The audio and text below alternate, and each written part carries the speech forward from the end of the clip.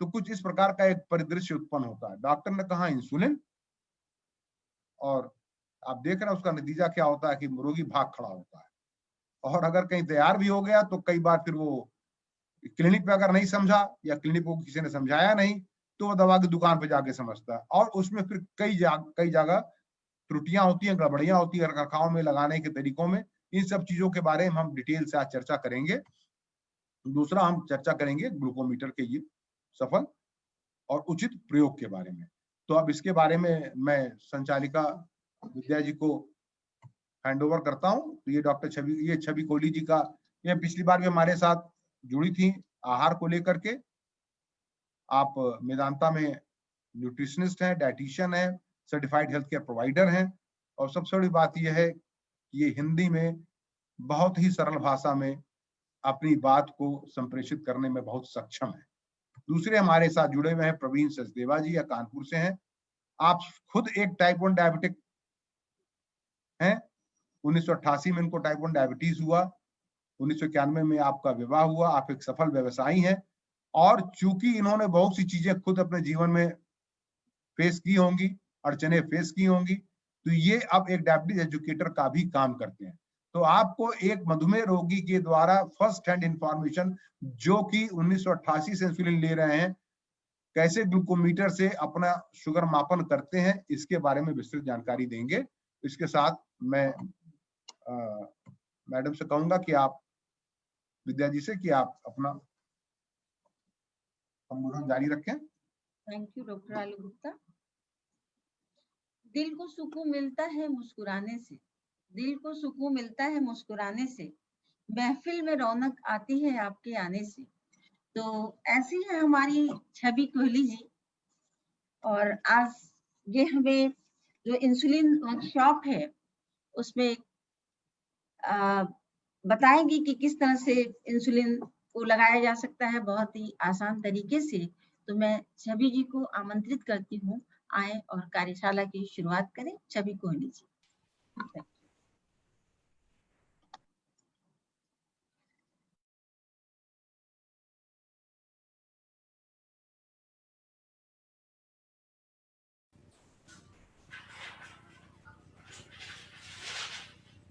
Hello.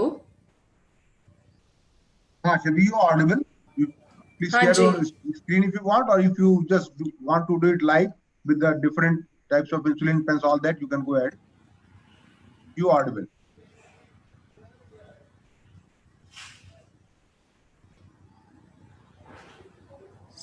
सबसे पहले तो मैं आप सभी का, डायबिटीज सेल्फ केयर एसोसिएशन का, डॉक्टर आलोक गुप्ता का और सभी का बहुत बहुत धन्यवाद करना चाहूँगी मुझे फिर से इस सेशन में इनवाइट करने के लिए। दूसरा, लास्ट सेशन में जो आप लोगों ने जो एप्रिसिएशन दिया उसके लिए भी बहुत ज़्यादा धन्यवाद कि आप सबको वो सेशन पसंद आया, और शायद उसमें आप उस सेशन से आपको मदद मिली होगी कि आप अपने डे टू डे खाने में किस तरह से चीज़ों को इंक्लूड कर सकते हैं। साथ ही क्योंकि आज दिवाली है, तो दिवाली वर्ल्ड डायबिटीज़ डे का बहुत बहुत शुभकामनाएं आप सभी को। और आप सभी के लिए ये मेरी कामना है कि आप सभी का ये दिवाली और आगे का वर्ष बहुत ही अच्छा रहे, हेल्थ वाइज और सभी तरह से। आज का क्योंकि वर्ल्ड डायबिटीज डे है और वर्ल्ड डायबिटीज डे का टॉपिक है नर्सिंग डायबिटीज एजुकेटर्स, कहीं ना कहीं ये हम जब काम करते हैं तो हमें जो सबसे बड़ी चीज जो देखने को मिलती है कि दूसरी जगह जब लोग जाते हैं तो ऐसा नहीं है कि ट्रीटमेंट अच्छा नहीं मिलता है। ट्रीटमेंट काफी अच्छा मिलता है, सभी तरह की दवाइयाँ ऑलमोस्ट सभी जगह अवेलेबल हैं आज की डेट में। बट जो प्रॉब्लम जो हम फेस करते हैं, जो हमें डिफरेंस समझ में आता है कि ट्रीटमेंट तो मिल जाता है पर डायबिटीज एजुकेशन कहीं ना कहीं उसमें एक लैग होता है, उसमें एक कमी रह जाती है, जिसके कारण समझ या अंडरस्टैंडिंग की कमी रह जाती है और लोग बहुत ज्यादा इधर उधर भटकते हैं और उन्हें ये नहीं समझ में आता कि क्या करना है जिससे कि शुगर कंट्रोल हो। या फिर अगर इंसुलिन के बारे में डॉक्टर उन्हें एडवाइस करते हैं तो वो बहुत ही ज्यादा उस समय चिंतित हो जाते हैं। सबसे पहला उनके दिमाग में यही थॉट आता है कि इंसुलिन तो एक एडिक्शन है, एक बार इंसुलिन लगाना शुरू करेंगे तो जिंदगी में कभी बंद नहीं हो सकती। सो इंसुलिन के लिए बहुत ज्यादा मिसकंसेप्शंस हैं, या फिर इंसुलिन लगाना है तो वो बिल्कुल बड़ी सुई से ही लगाना पड़ेगा और बहुत ज्यादा दर्द करेगा, ये तो बहुत ज्यादा इसमें प्रॉब्लम है, ये तो लग ही नहीं सकता। बट ऐसा नहीं है। हर हर एक स्टेज में हर एक डायबिटीज अलग है, और कभी ना कभी डायबिटीज होने के बाद इंसान उस स्टेज में पहुंचता है कि बॉडी में इंसुलिन उतनी मात्रा में नहीं होता है, टाइप 2 डायबिटीज में भी, जिस कारणवश इंसुलिन लेनी पड़ती है, क्योंकि गोलियां तभी तक असरदार होंगी जब तक शरीर में खुद की नेचुरल इंसुलिन होगी स्टोर में। अगर स्टोर बहुत ज्यादा कम हो गया है, खाली हो रहा है, तो बाहर से उसका सप्लाई इंसुलिन का देना जरूरी है, जिसके लिए अलग अलग तरह की इंसुलिन इस्तेमाल करी जाती है। उसी तरह जो टाइप 1 डायबिटीज होती है उसमें तो इंसुलिन ही लेना पड़ता है, क्योंकि इंसुलिन होती ही नहीं है बॉडी में, उसमें गोलियों का कोई रोल नहीं है। सो इंसुलिन कोई एडिक्शन नहीं होता है। इंसुलिन एक डॉक्टर तभी लिखता है जब इंसुलिन की आवश्यकता होती है। आमतौर पर इंसुलिन तभी लिखी जाती है जब सभी तरह की दवाइयां मैक्सिमम लेवल पर इस्तेमाल हो चुकी होती हैं। तो इसीलिए इंसुलिन कभी भी अगर डॉक्टर प्रिस्क्राइब करते हैं तो उससे घबराइए मत। इंसुलिन लेने का एडिक्शन नहीं है। इंसुलिन के बिना हमारा जीवन चल ही नहीं सकता है। हमारे शरीर के लिए इंसुलिन उतना ही इंपॉर्टेंट है जितना कि ऑक्सीजन या पानी। जिस तरह से हम पानी या ऑक्सीजन के बिना नहीं जी सकते, उसी तरह से हमारा शरीर बिना इंसुलिन के नहीं चल सकता। तो इस चीज से भागने की बजाय बेहतर यही है कि जो भी है ट्रीटमेंट जो आपके डॉक्टर ने प्रिस्क्राइब किया है, आप उसे फॉलो करने की कोशिश करें, उसे समझें। अगर आपके दिमाग में कोई क्वेरी है तो इधर उधर ना भटके, आप अपने डॉक्टर से ही पूछें कि अगर आपने इंसुलिन लिखा है तो इसका कारण क्या है, और वो आपको कारण समझाएंगे तो आपको समझ में आएगा।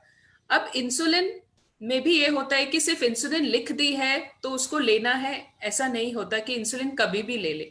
इंसुलिन का एक्शन निर्भर करता है कि इंसुलिन किस तरह की है, उसको सही समय पर लिया गया या नहीं लिया गया, सही जगह पर लगाया गया या नहीं लगाया गया, उसको लगाने का तरीका ठीक था या नहीं था, या फिर इंसुलिन को रखने का, स्टोरेज का, या फिर नीडल्स को इस्तेमाल करने का तरीका ठीक था या नहीं था। तो हर एक छोटी चीज बहुत ज्यादा प्रभाव डालती है शुगर के कंट्रोल में, इसलिए इन छोटी छोटी बातों का ध्यान रखना बहुत जरूरी है। सो आज इस प्रेजेंटेशन के माध्यम से हम इन्हीं छोटी छोटी बातों के बारे में समझेंगे, जो प्रैक्टिकल चीजें हैं जिस पर ध्यान देना बहुत जरूरी है जब आप इंसुलिन लेते हैं।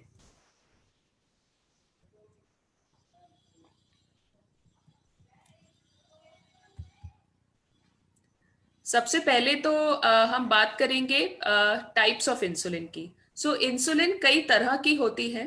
तो अलग अलग तरह की जो इंसुलिन होती है उसके काम करने का ड्यूरेशन या काम करने का पूरा समय अलग होता है, और उसका काम करने का तरीका भी थोड़ा डिफरेंट होता है, जिस कारण से उसको एक समय पर लेने के लिए कहा जाता है।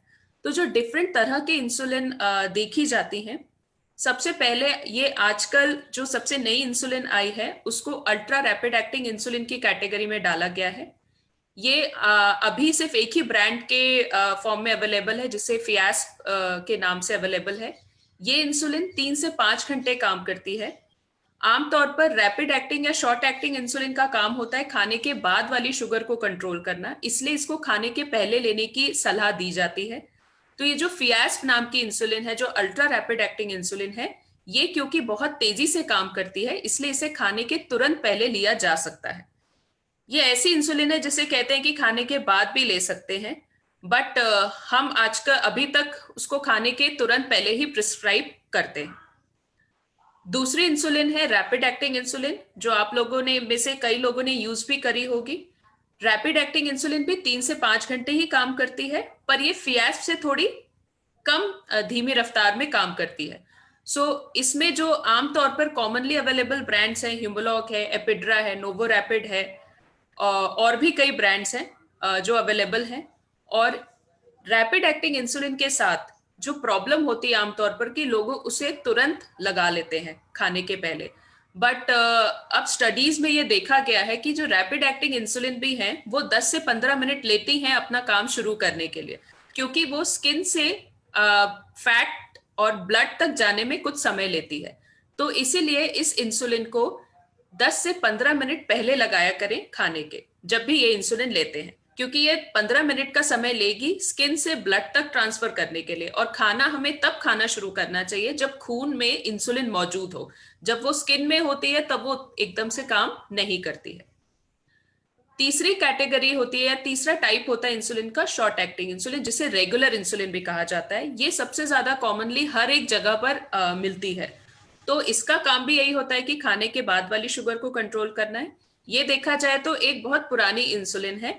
इसके बाद ही रैपिड एक्टिंग और अल्ट्रा रैपिड एक्टिंग इंसुलिन आई हैं।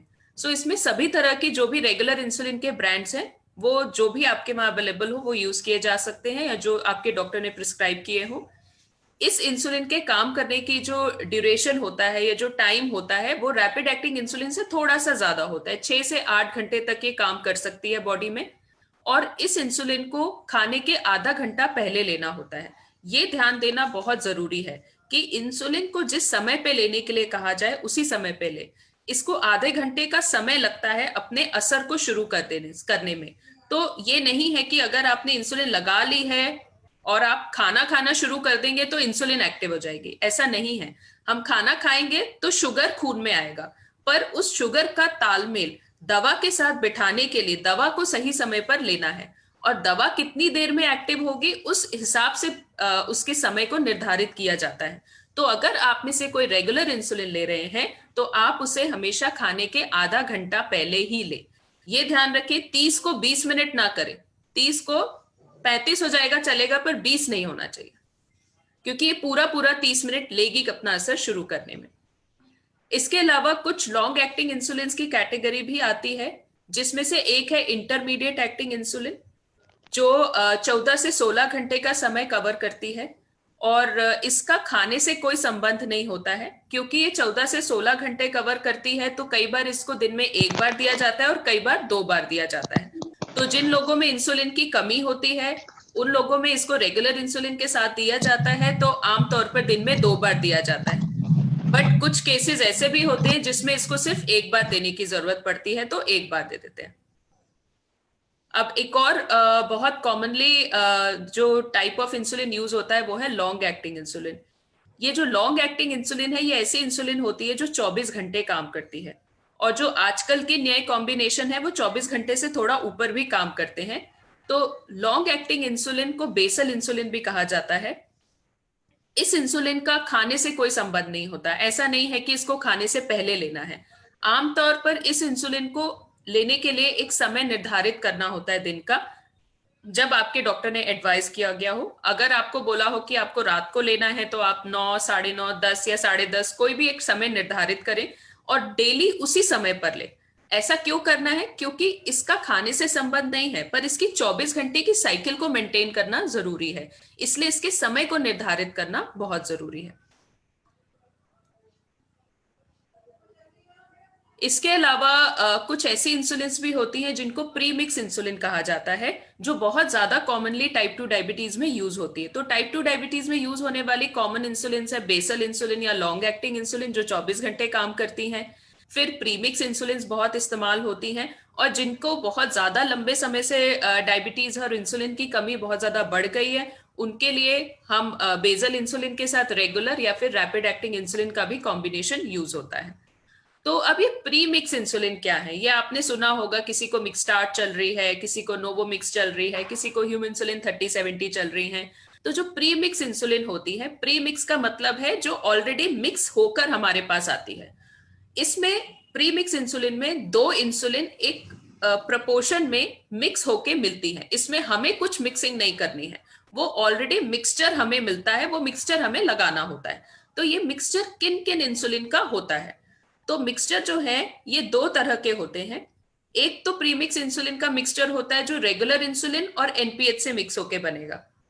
तो रेगुलर और एनपीएच से मिक्स होके बनेगा, तो जिस प्रपोर्शन में मिक्स होता है वो नंबर उसमें विजिबल होता है। जैसे ह्यूमन इंसुलिन 3070, तो इसमें 30-70 का मतलब क्या है कि इसमें 30% रेगुलर इंसुलिन है और 70% इंटरमीडिएट एक्टिंग इंसुलिन है। उसी तरह इंसुलिन 3070 मतलब 30% इसमें रेगुलर इंसुलिन है, 70% दूसरी इंसुलिन है। ऐसे ही मिक्स स्टार्ट के भी कॉम्बिनेशन आते हैं।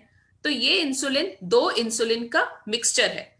तो ये भी 14 से 16 घंटे काम करता है, क्योंकि जो इंटरमीडिएट एक्टिंग इसमें इंसुलिन मिक्स होती है उसका ड्यूरेशन 14 से 16 घंटे होता है। तो इसका पूरा अंतराल जो काम करने का है वो आप सोच लीजिए या मान सकते हैं कि आधा दिन कवर करते हैं। तो इसलिए आमतौर पर जब भी इंसुलिन दी जाती है तो दिन में 2 बार लगाई जाती है, क्योंकि दिन के 24 घंटे होते हैं। तो अगर मान लो ऑन एन एवरेज एक डोज आपका 12 घंटे कवर कर रही है तो दूसरा डोज आपका अगला 12 घंटे कवर करेगी। तो उस हिसाब से प्रीमिक्स इंसुलिन को दिन में 2 बार दिया जाता है। अब जो प्रीमिक्स इंसुलिन रेगुलर इंसुलिन और इंटरमीडिएट एक्टिंग इंसुलिन के मिक्सचर से बनेगी, उसको खाने के आधा घंटा पहले लगाना होता है। तो अगर आप में से कोई मिक्सटार्ड या ह्यूमिनसुलिन 3070 या इंसुजन 3070 जैसी इंसुलिन लेते हैं तो उसे खाने के आधा घंटा पहले लगाएं, सुबह नाश्ते के आधा घंटा पहले और रात खाने के आधा घंटा पहले, क्योंकि ये ऑलमोस्ट 14 से 16 घंटे का असर दिखाएगी। उसी तरह कुछ और जो प्रीमिक्स इंसुलिन की दूसरी कैटेगरी होती है, वो उसमें इंसुलिन जो है वो रेगुलर और इंटरमीडिएट की बजाय रैपिड एक्टिंग और इंटरमीडिएट एक्टिंग इंसुलिन के मिक्सचर से बनी होती है। तो ऐसे इंसुलिन में फर्क क्या होता है कि इनको खाने के आधा घंटा पहले लेने की जरूरत नहीं है, इनको खाने के 10 से 15 मिनट पहले लेने की जरूरत है। तो जब ये इंसुलिन प्रिस्क्राइब करी जाती है तो डॉक्टर बोलते हैं कि इसको खाने के 10 से सुबह नाश्ते के 10 से 15 मिनट पहले लें या फिर रात खाने के 10-15 मिनट पहले लें। ये जो इंसुलिन है ये भी जो नंबर इनके साथ जुड़ा होता है, जैसे ह्यूमोलॉग मिक्स 2575, 5050, नोवोमिक्स 3070, तो ये नंबर पर ध्यान देना बहुत जरूरी है। जब भी आप इंसुलिन खरीदने जाते हैं तो आप अपने पर्चे पे पूरा इंसुलिन का नाम पढ़ें, जो नाम आपके पर्चे पे लिखा है वही इंसुलिन अपने दवाई की शॉप से लेकर आए। क्योंकि कई बार क्या गलती करते हैं, कुछ इंसुलिन के पेन्स में नाम बहुत छोटे अक्षरों में लिखा होता है। तो मान लीजिए आपको लेनी है ह्यूमोलॉग मिक्स 2575, हो सकता है कि आप जहां से लेने गए उनने आपको पकड़ा दी ह्यूमोलॉग मिक्स 5050 और आपने उसको ध्यान से नहीं पढ़ा, तो आपको लगेगा कि क्या फर्क पड़ता है, ये ह्यूमोलॉग मिक्स ही तो है, पर इस प्रपोर्शन से बहुत ज्यादा फर्क पड़ता है। तो इसलिए नाम पर ध्यान देना और इस प्रपोर्शन पे ध्यान देना बहुत ज्यादा जरूरी है। इसके अलावा एक और कैटेगरी होती है जो अब रिसेंटली आई है, ये है रैपिड एक्टिंग इंसुलिन, और जो 24 घंटे काम करती है उस इंसुलिन का कॉम्बिनेशन बना के प्रीमिक्स इंसुलिन बनी है, उसका नाम है राइजोडेक। तो इस इंसुलिन को भी खाने के 10 से 15 मिनट पहले लेना होता है। सो इस तरह से मेन इस टेबल को दिखाने का तात्पर्य ये है कि जब भी आपके डॉक्टर्स आपको कोई भी दवा प्रिस्क्राइब करते हैं तो ये बहुत जरूरी है कि आप उस दवा को उस निर्धारित समय पर ही लें। डायबिटीज की दवा का हमारे खाने से बहुत गहरा संबंध है, उसके समय, काम करने के समय का बहुत गहरा संबंध है, इसलिए दवा के समय को फॉलो करना बहुत ज्यादा जरूरी है। अब दूसरी बात आती है, ये तो हो गया कि किस समय पे कौन सी इंसुलिन लेनी है, जो आपको पर्चे पे लिखा भी होगा और आपको उसी हिसाब से लेना है, तो उसका एक आइडिया था। अब दूसरी चीज आती है कि इंसुलिन लगानी कहां पर है। अब इंसुलिन लगाने के लिए हम ये चीज क्यों डिस्कस कर रहे हैं कि इंसुलिन क्यों कहाँ लगानी चाहिए, क्योंकि जब भी इंसुलिन लगाई जाती है तो उसके साथ एक प्रॉब्लम होती है कि अगर इंसुलिन को एक ही एक जगह पे लगाया गया तो वहां पे गांठें बनने लगती हैं, और अगर गांठ बन जाती है और उसके ऊपर आप गांठ पर इंसुलिन लगा रहे हैं तो वही डोज का असर नहीं होता। या फिर कई बार ऐसा होता है कि किसी दिन गांठ के ऊपर इंसुलिन लगी, किसी दिन हटकर लग गई, तो एक दिन तो आपकी शुगर बढ़ी हुई आएगी, अगले दिन आपकी शुगर ठीक आएगी या लो भी हो सकती है। तो इसलिए इंसुलिन को इस तरह से लगाना है कि गांठें ना बने, और सही जगह पर यूज करना बहुत जरूरी है। दूसरा, इस चीज को समझने का मतलब रीजन ये भी है कि इंसुलिन हमेशा सबक्यूटेनियस लगाई जाती है। सबक्यूटेनियस का मतलब है चर्बी में लगाई जाती है या स्किन पे लगती है जहां नीचे फैट हो। इंसुलिन कभी भी मांसपेशियों में या मसल्स में नहीं लगाई जाती। तो अगर हम सही जगह नहीं चूज करेंगे तो कई बार ऐसा हो सकता है कि हम गलत जगह इंसुलिन लगाएं और उसका असर उतना अच्छा ना हो। तो इसीलिए इंसुलिन लगाना कहाँ कहाँ हम लगा सकते हैं ये समझना बहुत जरूरी है। अब इंसुलिन लगाने की सबसे अच्छी जगह होती है पेट। पेट में कहाँ लगाना है, तो लोगों को ऐसा लगता है कि नाभि से 3 से 4 उंगली छोड़कर बस साइड में लगा ले, पर ऐसा नहीं है। नाभि के चारों तरफ चूड़ी के समान आकार में आप 2 इंच का गैप छोड़ दीजिए, चूड़ी के जैसे समान 2 इंच का गैप छोड़ दीजिए, और जिस तरह से आप ये देख रहे हैं पर्पल कलर में, कहां तक जाके लगा सकते हैं आप? जहां जहां ये पर्पल कलर है, तो आप पूरा साइड तक लगा सकते हैं। सो मेनली जब आप इंसुलिन लगा रहे हैं तो अपने पेट को अच्छे से इस्तेमाल करें। आप सिर्फ एक ही एक जगह ना लगाते जाएं, पेट को आखिरी तक इस्तेमाल करें।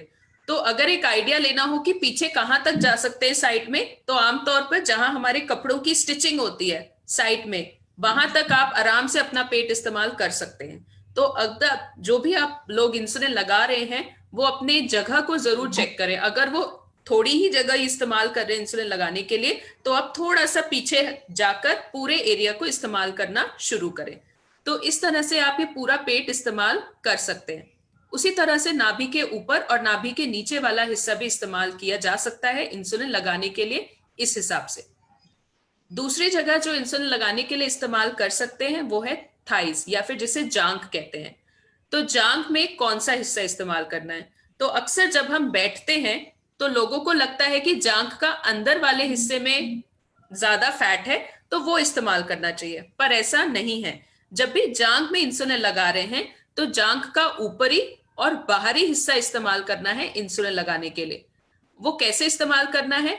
आप ऊपर से 4 उंगली का अंतर छोड़िए, घुटने से 4 उंगली का अंतर छोड़िए, और पूरा ऊपर से लेकर बाहरी हिस्सा इस्तेमाल कर सकते हैं इंसुलिन लगाने के लिए। अब अगेन जांघ पे जब इंसुलिन लगा रहे हैं तो एक ही एक जगह ना लगाएं। अगर जांघ की लंबाई इतनी है तो सिर्फ इतना से एरिया ना यूज करें इंसुलिन लगाने के लिए। उससे क्या होगा कि गांठें बनने लग जाएंगे। फिर अगर मान लीजिए छोटे बच्चे हैं जिनमें बहुत ज्यादा एरिया नहीं होता पेट में और जांघ में, उनमें हम ये भी रिकमेंड करते हैं कि हिप का हिस्सा इस्तेमाल कर ले इंसुलिन लगाने के लिए।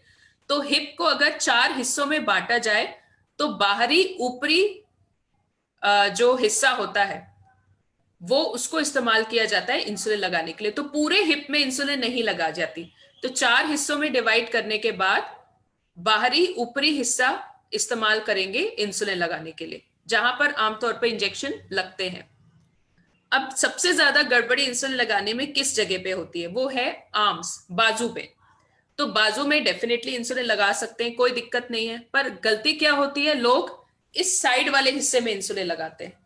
तो ये वाला हिस्सा नहीं है इंसुलिन लगाने के लिए। अगर आपको बाजू में इंसुलिन लगाना है तो बाजू में ये वाला हिस्सा होता है इंसुलिन लगाने के लिए। तो वो जहां आपको इंसुलिन लगाना है वो हिस्सा होता है जहां हमारे बाजू का पूरा फ्लैश आता है। तो अगर बाजू में इंसुलिन लगाना है तो एक तो खुद नहीं लगा सकते, खुद लगा रहे हैं तो मतलब सही जगह पे नहीं लग रहा। अगर आपको बाजू में इंसुलिन लगा रहे हैं तो किसी को आपके पीठ की तरफ खड़े होके बाजू के पीछे वाले हिस्से में इंसुलिन लगानी होगी, क्योंकि यहां फैट होता है, सामने मसल्स होती है। तो रिक्वेस्ट मेरी यही है आप सभी से कि अगर आप खुद इंसुलिन लगाते हैं तो आप पेट यूज करें, जांघ यूज करें, बाजू का इस्तेमाल खुद इंसुलिन लगाने के लिए ना यूज करें। अगर आप कहीं बाहर गए हैं तो वहां किसी की मदद लेकर आप बाजू में इंसुलिन लगा सकते हैं, अगर पेट में या थाइज में इंसुलिन लगाना कन्वीनियंट नहीं है तो। अब बात आती है कि इंसुलिन को इस्तेमाल करने के लिए कौन कौन सी डिवाइसेस होती हैं। तो इंसुलिन लगाने के लिए 2 तरह की डिवाइसेस होती हैं। एक तो होती है सिरिंज और दूसरा होता है पेन। तो सबसे पहले हम देखेंगे कि सिरिंज को किस तरह से इस्तेमाल करना है। जब भी सिरिंज का इस्तेमाल करना होता है इंसुलिन लगाने के लिए तो हमें 2 चीजों का ध्यान देना होता है। पहला कि इंसुलिन की शीशियां जो आती हैं वो अलग अलग कंसंट्रेशन की आती हैं, और सिरिंज भी 2 कंसंट्रेशन की आती है। तो हर एक सिरिंज और हर एक शीशी का एक मतलब होता है। अगर हमने गलत सिरिंज के साथ गलत शीशी इस्तेमाल कर ली तो डोज गड़बड़ हो जाती है। तो इसका ध्यान देना बहुत जरूरी है। इंसुलिन के कंसंट्रेशन 2 कंसंट्रेशन में शीशियां आती हैं। पहला है 40 IU पर ml। 40 IU पर ml का मतलब क्या है कि उस शीशी में हर एक ml में 40 यूनिट इंसुलिन है। अगर आपकी शीशी में 40 IU पर ml लिखा है तो आप सिरिंज भी 40 U वाली इस्तेमाल करेंगे, जो कि लाल रंग की दिखती है। सिरिंज सफेद होती है जिसमें लाल निशान होते हैं और लाल ही ढक्कन होता है, तो ये 40 IU वाली सिरिंज कहलाती है।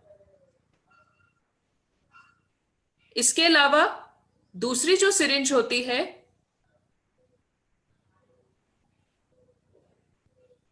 इसके अलावा दूसरे तरह के जो कॉम्बिनेशन होता है वो है 100 IU पर ml। 100 IU पर ml का मतलब क्या है कि इस शीशी की हर एक ml में 100 यूनिट इंसुलिन है। तो इसके साथ हम लाल वाली सिरिंज नहीं इस्तेमाल कर सकते। इसकी सिरिंज अलग है जो कि जिसमें काले निशान होते हैं और ऑरेंज ढक्कन होता है। अब दोनों में फर्क क्या है? दोनों में फर्क यह है कि मान लीजिए आपने 1 कप पानी लिया, एक कप में तो आपने 40 चम्मच चीनी डाली और दूसरे कप में आपने 100 चम्मच चीनी डाली। तो जिस 1 कप पानी में आपने 40 चम्मच चीनी डाली वो डेफिनेटली 100 चम्मच चीनी वाले पानी से कम मीठा होगा या कम कंसंट्रेटेड होगा। तो उसी हिसाब से अगर मान लो अब आपको ये चीनी की चाशनी किसी भी चीज में डालनी है तो आप 100 चम्मच वाली चीनी की चाशनी उतनी तो नहीं डालेंगे जितनी 40 चम्मच वाली चीनी के डालेंगे। दोनों के अमाउंट में या दोनों की मात्रा में फर्क आएगा। इसलिए ये कैलकुलेशन करने की बजाय कि 40 चम्मच चीनी जिस पानी में डली और 100 चम्मच चीनी जिस पानी में डली उसकी कितनी मात्रा इस्तेमाल करनी है, इस चीज को हटाकर इस चीज को आसान करने के लिए जिस तरह की शीशी है उसी तरह की सिरिंज का प्रयोग करें। सो आपको कैलकुलेशन कुछ नहीं करना है, आपको वही डोज लेनी है जो आपके डॉक्टर ने एडवाइस करी है, पर जो शीशी आपको मिली है उस हिसाब से सिरिंज का इस्तेमाल करें। ज्यादा कॉमनली जो शीशी मिलती है वो है 40 IU पर ml की। अगेन जब भी कोई सिरिंज से इंसुलिन लगा रहा है, आप अपनी सिरिंज परचेज करने जाते हैं, इंसुलिन परचेज करने जाते हैं, आप शीशी में लिखे हुए कंसंट्रेशन को जरूर पढ़ें और उसी के हिसाब से आप अपनी सिरिंज को खरीदें। अगर आपकी शीशी में 40 IU पर ml लिखा है तो आप लाल रंग की सिरिंज खरीदें जिसमें जो 1 ml की सिरिंज होती है और इसमें आप 40 यूनिट से ज्यादा इंसुलिन नहीं भर सकते। सो इस सिरिंज में जो गिनती होती है वो होती है 1 2 3 4 5 6 के हिसाब से। हर एक छोटा निशान 1 यूनिट के बराबर होता है। जो 100 IU पर ml शीशी अगर आपने खरीदी है तो उसके साथ 100 U वाली सिरिंज का इस्तेमाल करें। सिरिंज तो ये भी 1 ml की ही होती है पर इसमें आप 40 की जगह 100 यूनिट भर सकते हैं। और इसमें एक ऑरेंज ढक्कन होता है और इसमें हर एक छोटा निशान 2 यूनिट के बराबर होता है। तो इसकी गिनती 1 2 3 4 के हिसाब से नहीं होती है। इसमें जो गिनती होती है वो होती है 2 4 6 8 10। तो इसमें हर एक छोटा निशान 2 यूनिट के बराबर होता है क्योंकि इस शीशी में जो इंसुलिन का घोल है वो थोड़ा सा ज्यादा कंसंट्रेटेड है। सो इसीलिए जैसे शीशी का कंसंट्रेशन होगा वैसे ही सिरिंज का इस्तेमाल करेंगे। इसके अलावा कई इंसुलिन के लिए शीशियां नहीं मिलती, पेन की रिफिल मिलती है। तो वो जो पेन की रिफिल होती है वो हमेशा 100 IU पर ml की होती है। तो जब भी आप वो पेन की रिफिल से अगर सिरिंज में इंसुलिन डाल रहे हैं तो 100 IU पर ml की सिरिंज का ही इस्तेमाल करेंगे। अब इंसुलिन को लगाना कैसे है? तो सबसे पहले तो आप जिस जगह पे इंसुलिन लगाना चाहते हैं वो जगह निर्धारित करें कि आप पेट में लगाना चाहते हैं, जांघ पे लगाना चाहते हैं। फिर उसके बाद आप जो भी इंसुलिन की शीशी है, अगर मान लो आपकी इंसुलिन की शीशी में दूधिया इंसुलिन है, दूध के समान इंसुलिन, अगर आप प्रीमिक्स इंसुलिन यूज करते हैं तो उसको हथेली के बीच में रोल करना इस तरह से बहुत जरूरी है। क्यों? क्योंकि जो दूधिया इंसुलिन होती है वो नीचे बैठ जाती है, तो उसको लगाने से पहले मिलाना जरूरी है। पर जब भी आप इसको लगाने से पहले मिलाते हैं तो जोर जोर से शेक मत करें। इंसुलिन बहुत डेलिकेट होती है, उसको 2 हथेलियों के बीच में आराम से 10 बार या 15 बार रोल करें। जब आप इसको रोल कर लेंगे तो वो जो दूधिया इंसुलिन का मिक्सचर है वो अच्छे से मिक्स हो जाएगा। इसके बाद स्पिरिट से आप उसके ऊपर का लेयर जो है ढक्कन, वो जो शीशी का ऊपर का हिस्सा, वो उसको क्लीन कर लें। इसको क्लीन करने के बाद आपकी शीशी अगर 40 IU पर ml की है तो आप 40 U वाली सिरिंज लें। आपकी शीशी 100 IU पर ml की है तो 100 IU की सिरिंज लें।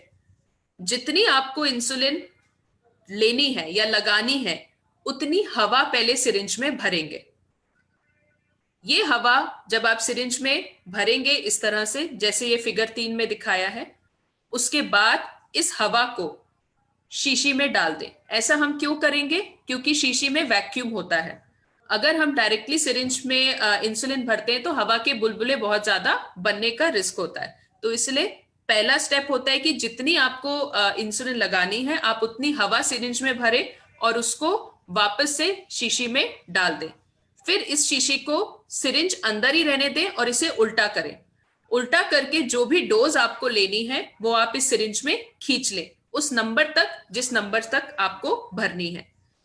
इस प्रोसेस में ये ध्यान रखें कि अगर हवा का बुलबुला बन गया है तो आप वापस से इंसुलिन को सिरिंज में शीशी में डालें और वापस से इंसुलिन खींचें ताकि हवा ना आए आपके सिरिंज में। दूसरा, ये काम करते समय ये ध्यान रहे कि शीशी और सिरिंज आपकी आंख के लेवल पे होना चाहिए, आंख की सीध में होना चाहिए। आंख की सीध में ये चीज होनी बहुत जरूरी है। अगर आपने नीचे रखी है या ऊपर रखी है तो हो सकता है कि इंसुलिन की सही मात्रा आपके शरीर में नहीं जाएगी। फिर उसके बाद आप जिस जगह पर भी इंसुलिन लगाना चाहते हैं उस जगह पर आप थोड़ा सा स्किन को ऊपर उठाएंगे। स्किन को ऊपर उठाने का के लिए स्किन को ऐसे खींचने की जरूरत नहीं होती है, इस तरह से खींचा नहीं जाता। अंगूठा और 2 उंगलियों से हल्का सा इसको ऊपर उठाया जाता है जैसे इस फिगर में दिखाया है। तो पिंच नहीं करना है, थोड़ा सा स्किन को ऊपर उठाना है, ज्यादा एरिया लेकर हल्का सा ऊपर उठाना है। हमेशा ये ध्यान रखें कि सिरिंज को 90 डिग्री के एंगल पे लगाएं, टेढ़ा लगाने की जरूरत नहीं है क्योंकि आजकल सिरिंज भी 6 mm नीडल की आने लगी है। तो हम नीडल का साइज छोटा कर सकते हैं और उसको 90 डिग्री एंगल पे लगाएंगे। 90 डिग्री पे इसको स्किन पे डालें और पीछे से प्लंजर दबा दें। पूरा दबाने के बाद आप इसको आराम से स्किन से बाहर निकालें। ध्यान रहे जहां पे आपने इंसुलिन लगाई है वहां उस हिस्से को रगड़े ना, उस हिस्से को दबाए ना, उस हिस्से को रब ना करें, उसको बिल्कुल ऐसे ही छोड़ दें। कई बार जब लोग बहुत ज्यादा पतले दुबले होते हैं या बहुत छोटे बच्चों में कई बार एंगल देखना पड़ता है अगर सिरिंज की लंबाई बहुत लंबी है तो नीडल हम आजकल 6 mm हमारे यहाँ मिल जाती है। अगर आपके यहाँ मिल जाती है तो आप सिरिंज भी 6 mm नीडल वाली ही खरीदें। और दूसरी बात ये ध्यान रहे कि जहां भी आपने इंसुलिन लगाई है उस एरिया को रगड़ना नहीं है, उस एरिया को बस ऐसे ही छोड़ देना है। कई बार एक आध बूंद खून का आ जाता है इंसुलिन लगाते समय, उससे घबराए नहीं, कोई दिक्कत नहीं है, बस उस एरिया को छेड़ेंगे नहीं, रब नहीं करेंगे। तो ये था कि इंसुलिन को सिरिंज के मदद से कैसे लगाना है। अब आते हैं कि पेन को कैसे इस्तेमाल करना है। तो पेन जब भी हम इस्तेमाल करते हैं इंसुलिन के, पेन 2 तरह के होते हैं। एक तो होते हैं यूज एंड थ्रो जिसमें इंसुलिन भरी हुई आती है। तो आपके पास पेन होता है, आप पेन खरीदते हैं और उसमें इंसुलिन भरी हुई आती है, तो उसको यूज एंड थ्रो या डिस्पोजेबल पेन कहा जाता है। दूसरे तरह के पेन होते हैं रिफिल वाले पेन। ये जो रिफिल वाले पेन होते हैं इसमें आपको इंसुलिन का रिफिल डालना होता है। तो पेन का बॉडी आपके पास होती है, रिफिल आपने इंसुलिन की इसमें डालनी होती है। सो इसमें कैसे करना होता है कि जब भी आप पेन इस्तेमाल कर रहे हैं, आपने कोई भी पेन लिया हो उसमें 300 ml या 300 यूनिट इंसुलिन के भर सकते हैं। तो पेन की कैपेसिटी ही 300 यूनिट्स होती है। किसी भी पेन में 300 से ज्यादा आमतौर पर इंसुलिन नहीं होती जनरली जो पेन मिलते हैं। तो एक पेन में 300 यूनिट होते हैं। पेन में इंसुलिन लगाने के पहले आपको यह भी ध्यान रखना है कि इसके साथ आपको एक नीडल खरीदनी होती है। नीडल ऐसे ढक्कन के समान होती है और इसको लगाने का तरीका है जैसे हम किसी बोतल का ढक्कन लगाते हैं। तो पेन को ऊपर नीडल आपको फिक्स करनी है जैसे किसी बोतल का ढक्कन लगाया जाता है। नीडल के ऊपर एक कवर होता है जिसको हटा देना होता है क्योंकि इसकी कोई आवश्यकता नहीं होती है। इंसुलिन लगाने के लिए इसको हटाना पड़ेगा।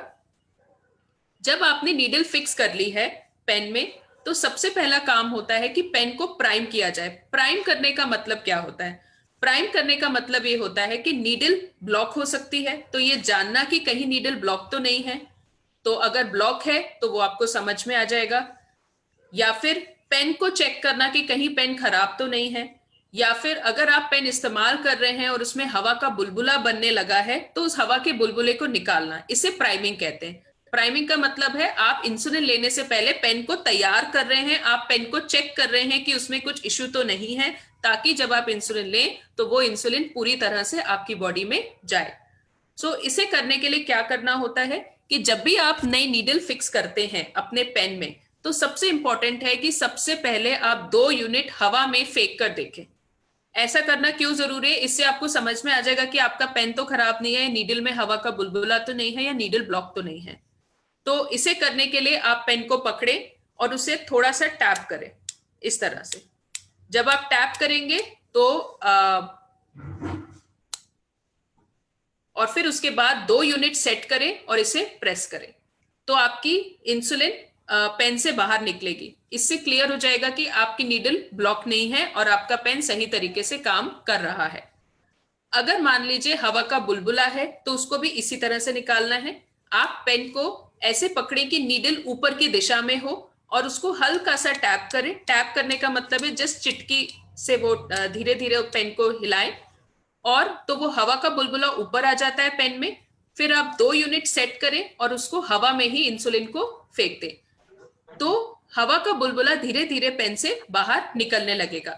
हवा का बुलबुला जब बड़ा होता है तो एक बार में नहीं निकलता, तो इस प्रोसेस को बार बार करना है जब तक इंसुलिन की धार न निकले। जैसे ही आपको इंसुलिन की धार दिखने लगे तो मतलब है कि हवा का बुलबुला पूरी तरह से निकल गया है। अब जब आपने पेन को प्राइम कर लिया है, जब आपको ये क्लियर है कि अब आपका पेन सही तरीके से काम कर रहा है, इसमें हवा का बुलबुला नहीं है, तो दूसरा स्टेप होता है कि इंसुलिन की डोज लेना। तो जितनी आपको डोज लेनी है वो आप डोज सेट करेंगे। मान लो आपको 4 यूनिट लेनी है, 10 यूनिट लेनी है, 8 यूनिट लेनी है, तो पीछे वाला प्लंजर ऊपर की तरफ घुमा के आप वो डोज सेट करेंगे। तो उसे घड़ी की दिशा में घुमाना है, क्लॉकवाइज डायरेक्शन में। आप उस नंबर एरो के सामने वो नंबर सेट करेंगे जो नंबर आपको या जितनी डोज आपको लेनी है। डोज सेट करने के बाद आप जगह निर्धारित करेंगे कि आप इंसुलिन कहां लगाना चाहते हैं। आप पेट में लगाना चाहते हैं, आप जांघ पे लगाना चाहते हैं, जहां भी आप इंसुलिन लगाना चाहते हैं उसी तरह से स्किन को पकड़ेंगे। तो स्किन को ऐसे खींचने की जरूरत नहीं है, अंगूठा और 2 उंगलियों की मदद से थोड़ा सा स्किन को उठाने की जरूरत है। आप स्किन को उठाएंगे और पेन को 90 डिग्री के एंगल में स्किन में डालेंगे और पीछे से ये प्लंजर दबा देंगे।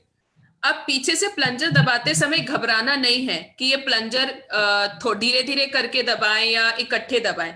आपने जितनी डोज सेट करी है उतनी ही आपके शरीर में जाएगी, उससे ज्यादा नहीं जाएगी।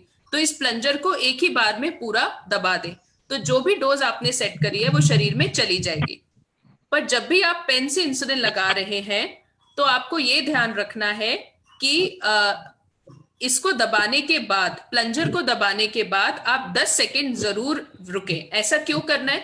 क्योंकि जब भी हम पेन से इंसुलिन लेते हैं और प्लंजर दबाते हैं तो आखिरी में कुछ ड्रॉप्स इंसुलिन के बूंदों के फॉर्म में जाते हैं। उसमें 2-3 यूनिट तक हो सकती है, तो वो सारी बूंदे भी शरीर में जाए, इसलिए हमको 10 सेकेंड तक रुकना जरूरी है। तो पूरा प्लंजर दबाने के बाद 10 सेकेंड तक रुके, आराम से 10 तक गिने, फिर उसके बाद अंगूठा हटाएं, स्किन छोड़ें और पेन बाहर निकाल लें। अगेन ये ध्यान रखें कि जिस जगह पर आप इंसुलिन लगा रहे हैं उसको रगड़ेंगे नहीं, उसको रब नहीं करेंगे, उसको इसी तरह से छोड़ देंगे।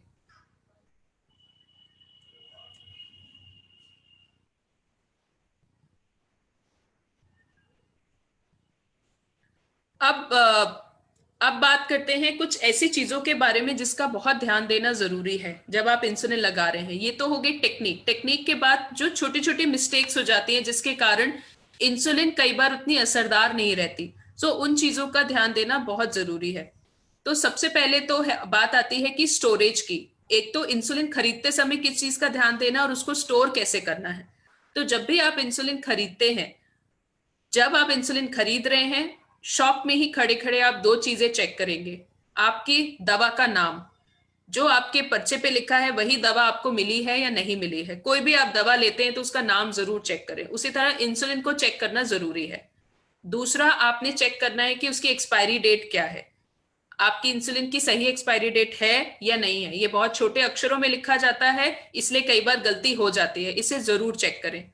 तीसरी चीज आपने चेक करनी है इंसुलिन की अपीयरेंस, की इंसुलिन आपकी दिख कैसी रही है। अगर आपकी इंसुलिन पानी के समान वाली इंसुलिन है तो वो एकदम पानी के समान होनी चाहिए, उसमें कोई सफेद गांठें या लंप नहीं होना चाहिए, ना ही कोई दूसरे कलर की कोई चीज होनी चाहिए। और अगर आपकी इंसुलिन दूधिया है तो वो प्लेन दूधिया होनी चाहिए, उसमें कोई गांठें नहीं दिखनी चाहिए और दूसरा कोई रंग भी नहीं होना चाहिए। फिर उसके बाद जब भी आप इंसुलिन स्टोर करते हैं तो इसको स्टोर कैसे करना है। तो देखिए, जब इंसुलिन आपकी नई है, आपने पेन को एक भी बार इस्तेमाल नहीं किया या आपने शीशी को एक भी बार इस्तेमाल नहीं किया है, आपका पेन सील्ड पैक है या रिफिल या शीशी सील्ड पैक है, तो आपने उस नए पेन को हमेशा फ्रिज में रखना है। 2 से 8 डिग्री सेंटीग्रेड पे रखना है, फ्रीजर या चिल ट्रे के आसपास नहीं रखना है। तो आप इंसुलिन को दरवाजे पर भी मत रखिए, क्योंकि वहां भी दरवाजा खुलता रहता है, बंद होता है, और बहुत ज्यादा टेम्परेचर वेरिएशन होता है। प्लस डोर में अगर ऊपर रखा है आपने फ्रिज के डोर में इंसुलिन, तो वो एकदम फ्रीजर के पास आ जाता है कई बार। तो इसलिए इंसुलिन को रखने का सही तरीका है, आप एक डब्बा बनाइए प्लास्टिक का, उसमें इंसुलिन का वो लेबल लगा दीजिए कि वो आपका इंसुलिन पेन का डब्बा है। उसमें आप अपनी सारी पेन या फिर जो सील्ड रिफिल है वो स्टोर कर सकते हैं फ्रिज में। और फ्रिज में उसको कहाँ रखें, फ्रीजर या चिल ट्रे से दूर करके, जहां सब्जियां रखते हैं वहां उस बॉक्स को रख दे। तो वो बंद बॉक्स होगा, तो वो आपकी सब्जियों के साथ या किसी सामान के साथ मिक्सअप नहीं होगा, अलग से वो बॉक्स पड़ा रहेगा। जब आप पेन इस्तेमाल करना शुरू कर देते हैं, आपने पेन इस्तेमाल करना शुरू कर दिया है, तो उसको फ्रिज में रखने की आवश्यकता नहीं है। आप उस पेन को 25 डिग्री से कम तापमान पे रख सकते हैं। अब जैसे अभी का टेम्परेचर चल रहा है, जहां पे हमारे कमरों का टेम्परेचर 30 से 25 डिग्री से कम ही होता है, तो इस मौसम में, सर्दियों में, आप आराम से अपने पेन्स जो आप इस्तेमाल कर रहे हैं उसको रूम में रख सकते हैं। रूम में टीवी के ऊपर, फ्रिज के ऊपर, या किसी भी आपका जो कोई भी इलेक्ट्रॉनिक अप्लायंस है उसके ऊपर ना रखें, क्योंकि वो गर्म हो जाता है, तो आपका पेन गर्म हो जाएगा। इसलिए उसको नॉर्मल ऐसी जगह रखें जो जगह थोड़ी ठंडी होती है। ऐसी जगह भी ना रखें जहां डायरेक्ट धूप आती है, क्योंकि वो आपके इंसुलिन को गर्म करेगा। और जब आप इंसुलिन एक बार रूम टेम्परेचर पे रख देते हैं, आपको वो इंसुलिन पेन को ओपन करने के बाद 30 दिन में इस्तेमाल कर लेना होता है। कुछ इंसुलिन में 45 डेज का भी टाइम लिखा होता है। ओपन करने के बाद अगर वो ओपन नहीं है तो आप उसको एक्सपायरी डेट तक यूज कर सकते हैं। अब बात आती है कि इसको रखते समय नीडल का क्या करना है। तो हमेशा ये ध्यान दिया करिए कि अगर हम पेन में नीडल लगी रहने देते हैं इस तरह से, तो उससे हवा पेन के अंदर जाती है। तो जब भी आप इंसुलिन लगाते हैं पेन से, उसके बाद इस नीडल को उतार लें। उतार के आप किसी छोटी डिब्बी में, या फिर आपका जो इंसुलिन पेन का जो केस है उसमें आप इस नीडल को रख सकते हैं, और दोबारा जब इंसुलिन लगानी हो तो इसी नीडल को वापस लगा सकते हैं। ऐसा करने से क्या होगा कि आपके इंसुलिन पेन में अननेसेसरी हवा के बुलबुले नहीं बनेंगे। पर यह ध्यान रहे कि इंसुलिन नीडल को साफ जगह रखें, किसी गंदी जगह ना रखें। डिवाइस का सिलेक्शन बहुत इंपॉर्टेंट होता है। अगर आपने गलत सिरिंज का इस्तेमाल कर लिया या गलत पेन का इस्तेमाल कर लिया, तो सारा खेल बिगड़ जाता है। हाँ जी। How much time will you more take? 2 minutes. हाँ?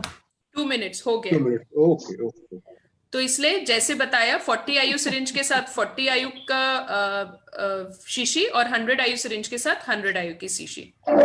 ये इंट्रामस्कुलर का बता ही दिया था कि इंट्रामस्कुलर ना हो, एक ही एक जगह ना लगाएं ताकि गांठें ना बने। देन स्किन को इस तरह से खींचना नहीं है, थोड़ा सा ज्यादा एरिया लेकर हल्का सा उसको उठाना है, और हमेशा 90 डिग्री पे लगाना है। हवा का बुलबुला निकालना बहुत जरूरी है। इंसुलिन को तब तक ना इस्तेमाल करें जब तक आपका रिफिल खत्म होता है। इंसुलिन नीडल को 3 बार इस्तेमाल से ज्यादा इस्तेमाल ना करें। आइडियली उसको एक बार में थ्रो कर देना चाहिए, पर अगर आप रीयूज कर रहे हैं तो उसको 3 टाइम से ज्यादा रीयूज ना करें। इंसुलिन के समय के बारे में हम ऑलरेडी डिस्कशन कर चुके हैं। डिस्पोजल, नीडल को कभी भी डायरेक्टली डस्टबिन में ना फेंकें। नीडल को थ्रो करने के लिए आप इसे किसी हार्ड प्लास्टिक बोतल में इकट्ठा करें। जब वो बोतल 3/4 भर जाए तब उसको सील करके डिस्पोज ऑफ करें। और ये जरूरी है कि जब आप ट्रैवल करते हैं तो ट्रैवल करते समय आप अपने पेन्स को या इंसुलिन को पार्क कार में ना छोड़ें। आजकल क्योंकि लोग फ्लाइट से ज्यादा ट्रैवल कर रहे हैं, तो फ्लाइट में आप अपनी इंसुलिन को चेक इन लगेज में ना दें। इंसुलिन आपके हैंड बैग में होना चाहिए जो आपके साथ फ्लाइट में होगा। हमेशा एक्स्ट्रा सप्लाईज इंसुलिन के, शुगर चेक करने की स्ट्रिप्स के, नीडल्स के अपने साथ कैरी करें। और ये भी ध्यान रहे कि अगर गर्मियों में आप ट्रैवल कर रहे हैं तो आप इंसुलिन को आइस पैक्स के साथ, या फिर इस तरह के इंसुलिन कूल पाउचेस आते हैं उसके साथ आप कैरी कर सकते हैं, ताकि उसका टेम्परेचर मेंटेन रहे। Thank you. सो ये था इंसुलिन के बारे में। मेरी कुछ वीडियोस भी हैं इंसुलिन इंजेक्शन टेक्निक के बारे में, जो मैं सर के साथ शेयर कर दूंगी, ताकि वो आप लोगों के साथ फिर शेयर कर देंगे। तो उसमें डिटेल में आपको इंसुलिन इंजेक्शन टेक्निक पूरा विजुअल दिख जाएगा। Thank you so much. Thank you Shabi ji, इतनी उपयोगी और सुंदर जानकारी के लिए। फरिश्ते थे कभी हमने सुना था, फरिश्ते थे कभी हमने सुना था, बात सच निकली। हमें तो आप में खुदा का एक नूर दिखता है, हमें तो आप में खुदा का एक नूर दिखता है। ऐसे हैं हमारे दूसरे वक्ता मिस्टर प्रवीण आर्या जी। आप सचदेवा जी, आप कानपुर के हैं और आप मधुमेह के पेशेंट हैं, और साथ ही साथ ये मधुमेह एजुकेटर के रूप में आपने अपने को प्रस्तुत किया है लोगों के लिए। तो शायद मधुमेह के रोगियों के लिए आप इस समय फरिश्ते से कम नहीं है। तो मैं प्रवीण जी आपको आमंत्रित करती हूँ कि आप आए और ग्लूकोमीटर का कैसे उपयोग करते हैं इस पर प्रकाश डालिए। Praveen ji please. Thank you ma'am. नमस्कार दोस्तों,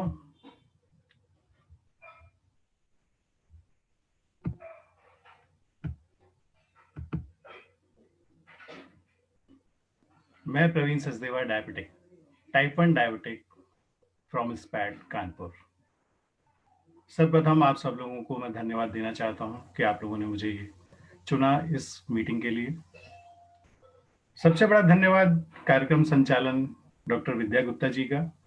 किसी भी प्रोग्राम को बांधने के लिए एक कला की जरूरत होती है, और वो कला डॉक्टर विद्या जी में है, जो मैंने अभी महसूस किया इस चीज को। इतनी अच्छी कला मैंने आज तक कभी देखी नहीं। Thank you ma'am. उसके बाद जो आप लोगों का प्रोग्राम है, डायबिटीज सेल्फ केयर एसोसिएशन इतना अच्छा काम कर रही है। एक बहुत खुशी होती है कि जब हमारे जैसे लोगों के लिए आप बड़े लोग काम करते हैं। Thank you so much. आप लोगों का ज्यादा टाइम न लेते हुए हम लोग इस पे स्टार्ट करते हैं।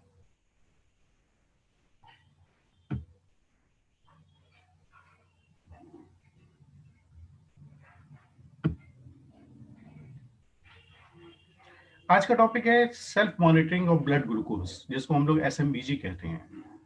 इसकी जरूरत क्या और कैसे, चलिए आगे देखते हैं। एक वर्ड कहा जाता है, शुगर की जानकारी केवल लक्षणों के आधार पर ना आके जांचने पर ही सटीक जानकारी प्राप्त होती है। इसके लिए एक वर्ड हम लोगों को यहाँ पे हम लोग बोलते हैं, नापो तो जानो। बिना नापे हम लोग कुछ जान नहीं सकते हैं। इसका महत्व क्या है? लक्ष्य।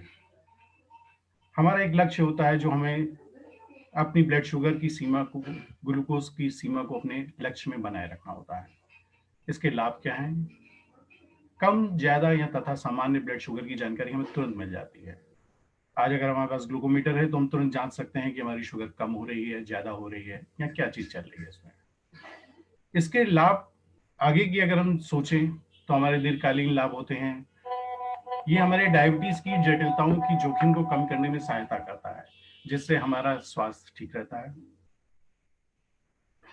इसमें एक ध्यान रखने की एक आवश्यक बात ये होती है, शुगर घटने अथवा बढ़ने के कई कारण होते हैं, जिनकी जानकारी सिर्फ हमें अपनी नियमित जांच से मिल सकती है। हमें ब्लड शुगर की जांच घर पे करने की आवश्यकता क्यों पड़ती है? हमें ये जानना होगा कि शुगर का क्या प्रभाव होता है। जब हम भोजन करते हैं तो हमारी शुगर बढ़ती है, और ये हम केवल अपनी जांच के द्वारा ही जान सकते हैं। दवाई लेते हैं या इंसुलिन लेते हैं तो हमारी शुगर कम होती है। एक्सरसाइज करने जाना होता है तो भी शुगर कम होती है, और एक्सरसाइज से पहले एक नियम होता है कि हमको अपनी शुगर की जांच करनी है, तभी हम एक्सरसाइज के लिए जा सकते हैं, ताकि हमें रास्ते में कहीं कोई दिक्कत ना हो। मानसिक तनाव और अन्य बीमारियों में भी शुगर अक्सर बढ़ जाती है। ब्लड शुगर नापने के लिए हमें क्या करना चाहिए? सबसे पहले हमारे पास एक अच्छा ग्लूकोमीटर होना चाहिए, एक ग्लूकोज स्ट्रिप, सुइयां, लॉगबुक, और एक सबसे बड़ी चीज जो आपका शुगर नापने तथा नियंत्रित रखने में एक उत्सुकता और एक अपने जीवन को अच्छा रखने की नियम और उत्साह जो होता है वो होना चाहिए। तभी हम बार बार अपनी शुगर को जान सकते हैं। एक तरीका क्या है इसका? सबसे पहले अपने हाथों को धोना है, साफ करना है और सुखाना है। गीले हाथों में कभी भी आप शुगर नहीं नाप सकेंगे। ग्लूकोमीटर में स्ट्रिप को डालें। अगर कोड वाला मीटर है तो पहले ही हम लोग उसकी कोड को मिला के कर सकते हैं। उंगली की नोक के किनारे पर सुई चुभाएं। अक्सर लोग बीच में लगा लेते हैं, इसका एक सही तरीका ये होता है उंगली के नोक के किनारे पर चुभाना चाहिए। और ब्लड हम अपने उसके स्ट्रिप के पॉइंट पे डालेंगे और परिणाम को देखें और रिकॉर्ड करें। सुई चुभोने का सही तरीका, अपने हाथों को तैयार करें जैसे पहले बताया आपको, अपनी उंगली के नोक के किनारे पर सुई चुभाएं और उंगलियों को नियमित रूप से बदलें। हमेशा एक ही उंगली पे और एक ही जगह पे बार बार निडल को न चुभाएं और हर बार एक नई सुई का उपयोग करें। शुगर, अब बात आती है शुगर को हम लोग कितनी बार जांचें। एक शुगर जांचना बहुत बड़ा कठिन कार्य लगता है, महंगी भी लगती है, जांच महंगी है, बार बार क्यों हम ही क्यों करें, मगर जरूरत है।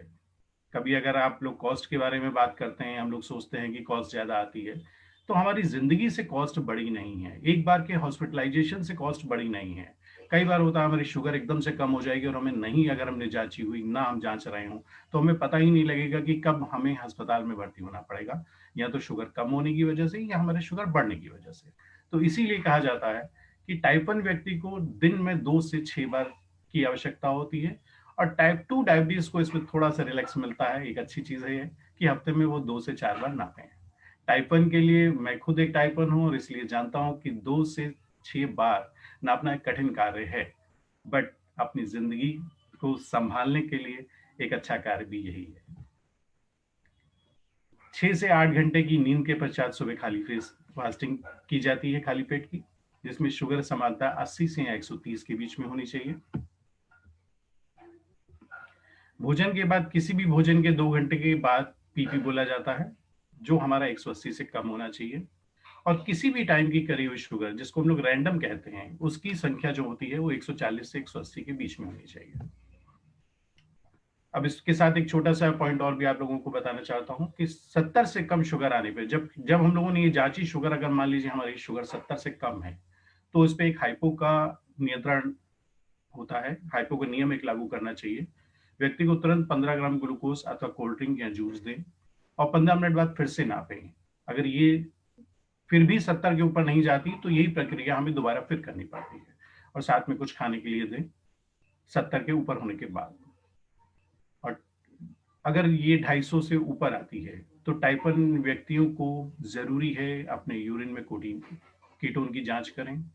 टाइप 2 व्यक्ति अपने जीवन शैली में बदलाव एवं शुगर बढ़ने के कारणों की वजह जानने की कोशिश करें। अक्सर होता है, एक वर्ड हम लोगों में कहा जाता है, चलता है। जिंदगी चल रही है ना, जिंदगी को चलाना नहीं है, जिंदगी को जीना है, और जिंदगी को अच्छे से जीने के लिए हमें अपनी शुगर को कंट्रोल करना है। आज अगर मैं ये कहूं कि हम लोग, अभी आप लोगों के बीच की बातें सुन रहा था कि आप किसी व्यक्ति के लिए, डॉक्टर साहब ने कहा कि आप लगते नहीं है कि आपको डायबिटीज है। जी हाँ, ये सच बात है। ये हमें दिखाना है कि हमें डायबिटीज नहीं है। डायबिटीज कोई कमजोरी नहीं, हमारी शक्ति है। और डायबिटीज है तो आज हम सब लोग आज एक साथ यहाँ पर हैं वर्ल्ड डायबिटीज डे के। अब इससे पहले मैं आपको बताया था लॉग बुक। एक लॉग बुक जब आप मेंटेन करते हैं, जो भी आप अपनी शुगर नापते हैं, उसको हम लोग क्या करते हैं, ग्लूकोमीटर के आधार पर ही छोड़ देते हैं। हमें हर बार ग्लूकोमीटर की जो भी जांच आई, जो टाइम हमने जांच की है, फास्टिंग, पीपी, रैंडम या प्री डिनर, पोस्ट डिनर, ये सब हमको एक बुक में रिकॉर्ड करना होता है, ताकि जब भी आप अपने डॉक्टर के पास दोबारा जाएं, तो वो आपको बताएगा कि इस टाइम की आपकी शुगर कम है या इस टाइम की शुगर आपको ज्यादा है। तो वो उसको एक ट्रीटमेंट में आपके बहुत आसानी मिलती है कि वो आपके ट्रीटमेंट को देख पाता है कि वो किस तरीके से आप कहाँ पे क्या दवा उसको जोड़नी है। तो ये कुछ काम हम अपने के साथ साथ अपने डॉक्टर के लिए भी करना पड़ता है। ब्लड शुगर कंट्रोल के लिए इंप्रूवमेंट, आप इसे समझें, अपने शुगर को अच्छा करें। रिकॉर्ड की बात कर रहा था, ब्लड शुगर को रिकॉर्ड करना है, अपने भोजन को रिकॉर्ड करना है कि हमने क्या खाया और क्या खाने से हमारी शुगर बढ़ी। एक्सरसाइज भी एक रिकॉर्ड की जरूरत होती है कि हमने कितनी एक्सरसाइज की, तो उससे कितना हमारा कम हो रहा है। अगर हम अपने पास ग्लूकोमीटर लेके इसको नापते हैं, तो हमें ये भी पता लगता है कि हमें क्या चीज काम करना है, क्या नहीं करना है। अक्सर दवाइयों से भी हमारी कम होती है या ज्यादा होती है। मानसिक तनाव भी एक बड़ी वजह है। तो ये सब चीजें अगर हम रिकॉर्ड करते हैं, तो हमारे डॉक्टर से हमको बात करने में एक आसानी मिलती है।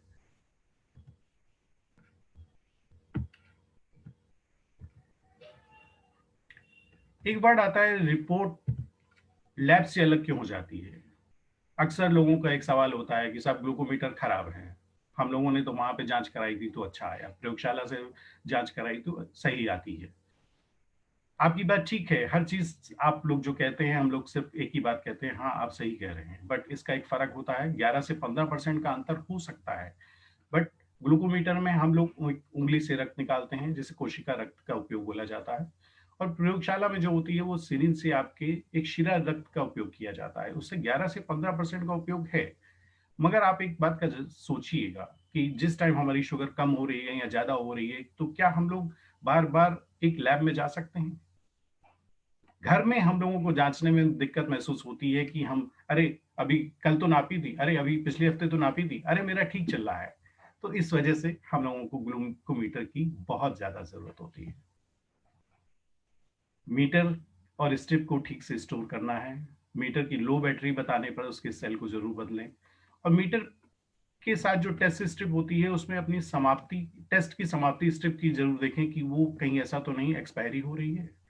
रक्त की एक बड़ी बूंद का उपयोग करें, मीटर को साफ रखें और सुइयों को कभी साझा ना करें।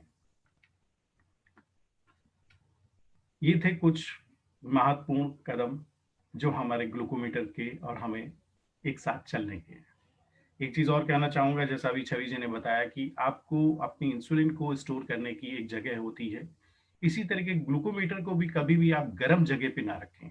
अक्सर लोग कार में छोड़ देते हैं, धूप में छोड़ देते हैं, वो एक गलत है। Thank you so much.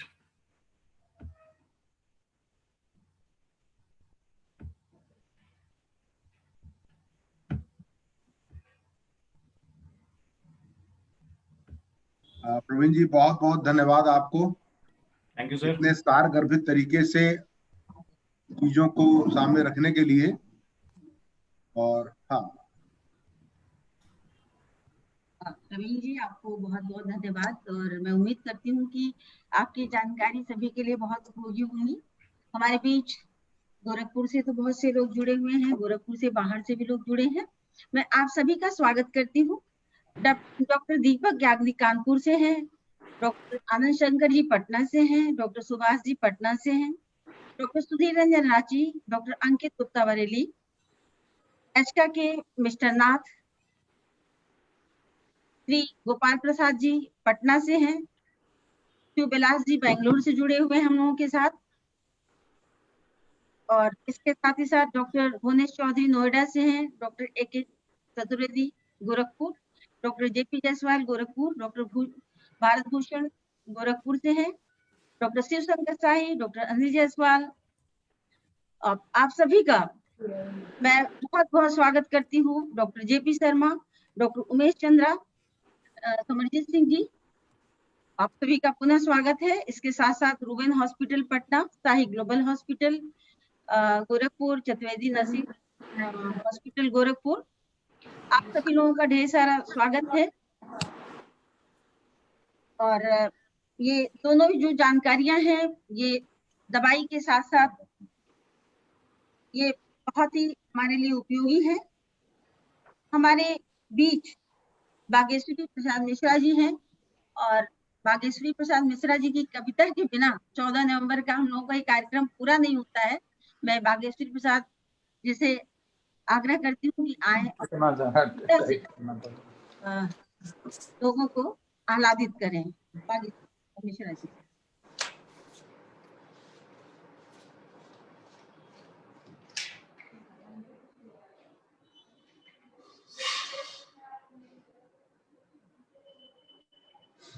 Bageshwari प्रसाद मिश्रा जी, आप तक आवाज पहुंच रही है हम लोगों की?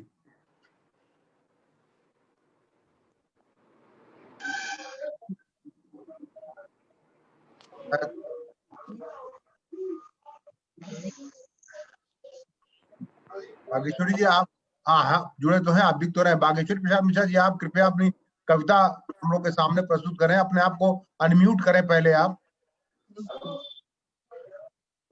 अपने आप को अनम्यूट करें बागेश्वरी जी। हाँ, आवाज आ रही है जी, अब आवाज आई आपकी जी। हाँ सुनिए, WHO का थीम जो है नर्सेज मेक डिफरेंस, उस पे मैं एक अपनी कविता सुनाने जा रहा हूं। आशा है आपको पसंद आएगी। खेतों में बहे पसीना, खेतों में बहे पसीना, लहराए गेहूं धान। खेतों में बहे पसीना, लहराए गेहूं धान। सरहद की रक्षा करता भारत का वीर जवान।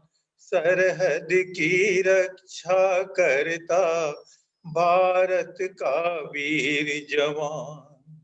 जन जन की सेवा करना जिसका है कर्म महान। जन की सेवा करना जिसका है कर्म महान। रोगों से लड़ता रोगी, रोगों से लड़ता रोगी संग हम नर्सों का परिवार। हम नर्सों का परिवार। है अस्पताल ही घर जिसका दिन रात जहां रहते हैं। है अस्पताल ही घर जिनका दिन रात जहां रहते हैं। अपने घर की चिंता छोड़ रोगी के लिए दौड़ते हैं। रोगी के लिए दौड़ते हैं। देते हैं दवा जो जाग जाग देते हैं दवा जो जाग जाग। और साथ दुआ भी करते हैं, और साथ दुआ भी करते हैं। हम मदर टेरेसा के बच्चे, सेवा ही है भगवान। जन जन की सेवा करना जिसका कर्म महान है, जिसका कर्म महान। धन दौलत की कुछ नहीं, कुछ ऊंच नीच अभिमान नहीं। धन दौलत की कुछ चाह नहीं, कुछ ऊंच नीच अभिमान नहीं। हम नर से केवल चाह रही, हर बचपन खिल खिल हंसे सदा। हर बचपन खिल खिल हंसे सदा।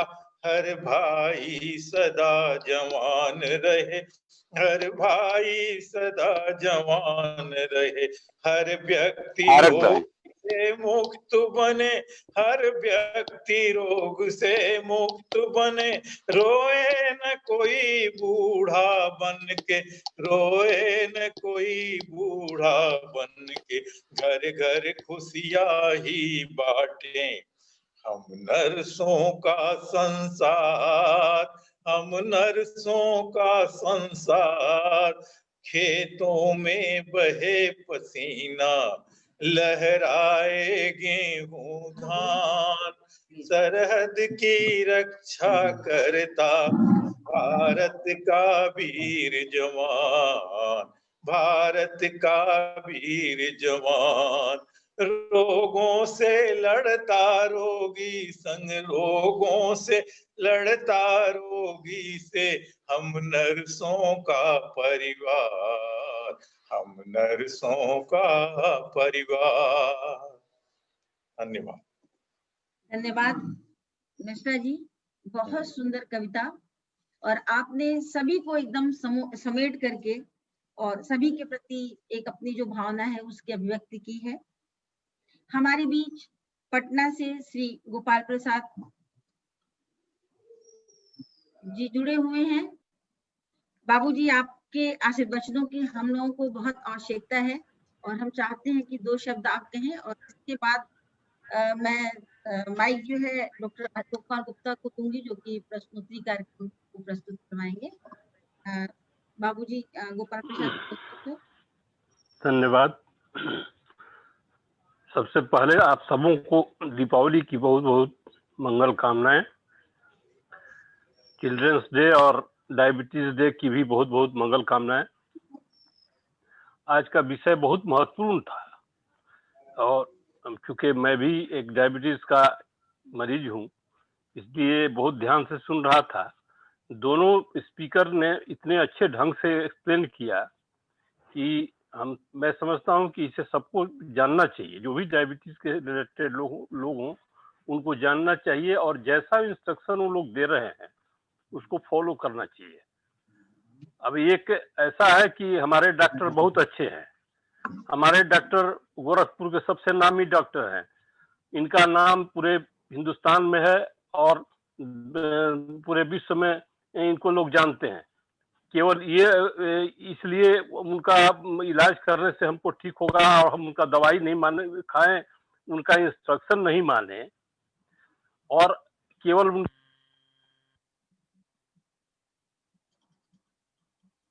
आप बाबूजी लगता है म्यूट हो गए हैं, कृपया अनम्यूट कर लें अपने आप को।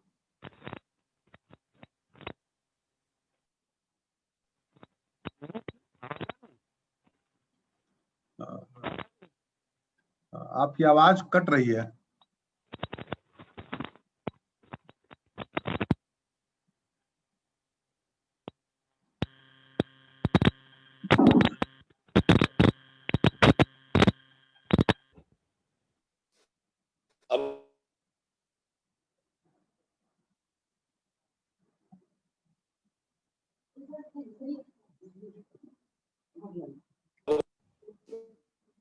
हेलो, हाँ आ रही है, अब आवाज आई आपकी जी।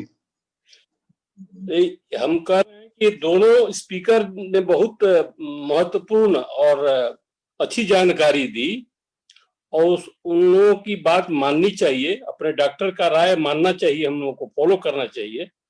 केवल डॉक्टर का गुणगान करने से नहीं होगा, अपना जो है उनकी बात को मान करके वो जैसा इंस्ट्रक्शन दे वैसा करना चाहिए। भगवान बुद्ध ने कहा है अपदीपो भव, अपना प्रकाश स्वयं बनो। जो उनका गाइडेंस है उसके हिसाब से आप स्वयं कीजिए और तब दूसरों को आप बताइए, देखिए कितना फायदा होता है। आज का सेशन बहुत महत्वपूर्ण था, इसके लिए बहुत बहुत साधुवाद, बहुत बहुत धन्यवाद। इतने सुंदर आशीष बच्चों के लिए बाबूजी आपको बहुत बहुत प्रणाम।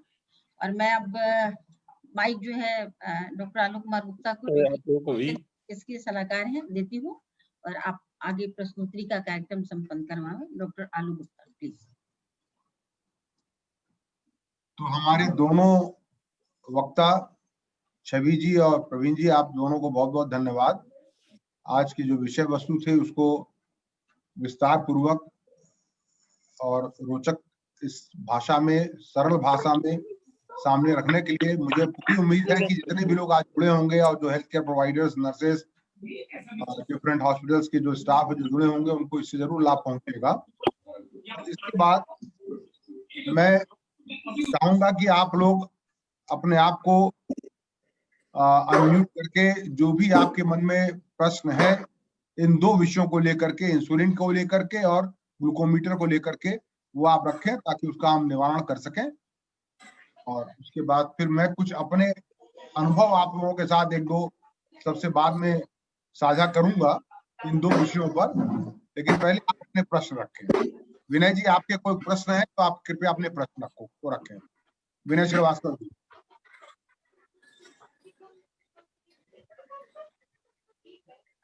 विनय जी, आपको मेरी आवाज पहुंच रही है? हाँ डॉक्टर साहब। हाँ, आप अपना प्रश्न रखें। नहीं यदि कोई है तो। हाँ नहीं, बहुत ही बढ़िया प्रेजेंटेशन रहा डॉक्टर, जो छवि जी बोली हैं। मतलब हम लोग सुनते तो हमेशा थे, इस बार एकदम यूनिक आपका हम लोग को कोई प्रेजेंटेशन मिला ये। और ये इंसुलिन के बारे में जो आपने जानकारी दिया उस पे प्रश्न मेरा एक बन रहा था।